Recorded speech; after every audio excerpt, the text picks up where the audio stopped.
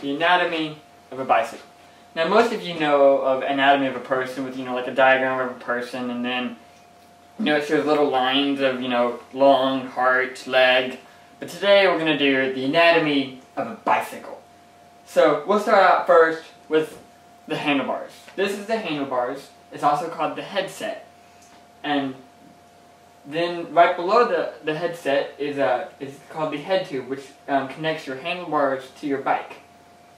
Now, part of that also is called the fork, which is where it splits off into and goes on the left and right side of your tire. And these right here, where your tire meets the fork, is called the dropout, right there.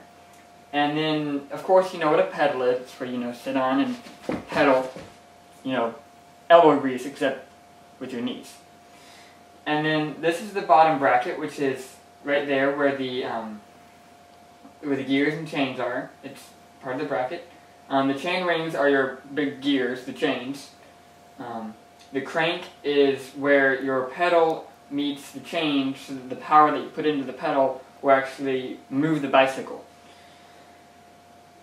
The chainstay is the part that actually holds the chain together, so it doesn't like drag or droop down. It just holds it together and it keeps it there.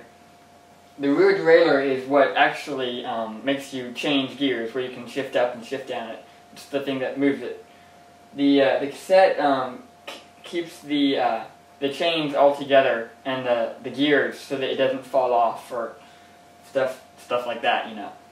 The seat stay is this back part right here that holds your seat up and also helps your back tire with aerodynamic. The front derailleur, which is also part right here, is what helps you change gears in the front, not just the back. It's also the front. That's why it's called the front derailleur. The frame right here is, part of the bike to hold it together. And that is the anatomy of a bicycle. The professional cyclists I discuss on my blog have scientifically studied the parts of their machine to make sure they are designed to be the most aerodynamic and mechanically excellent to give them the winning edge.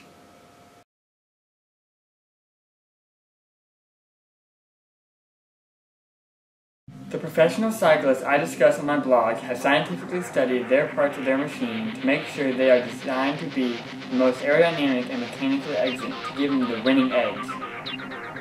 The professional cyclists I discuss on my blog have scientifically studied the parts of their machine to make sure they design. The professional cyclists I discuss on my blog have scientifically studied the parts of their machine to make sure they are designed. I say designed right. That is, and where the chain on the different gears is also called the chain ring. And when you want to go, you use pedals. The professional cyclists that I do on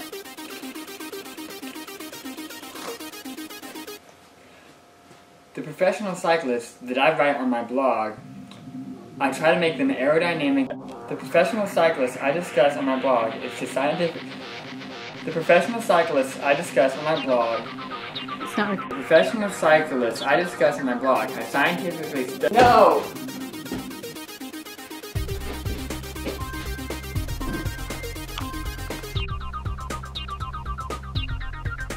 The anatomy of a bicycle. Today we're going to talk about the anatomy of a bicycle. One moment. Today we're going to talk about the anatomy of a bicycle. Now, a bicycle, when you think of it, you think of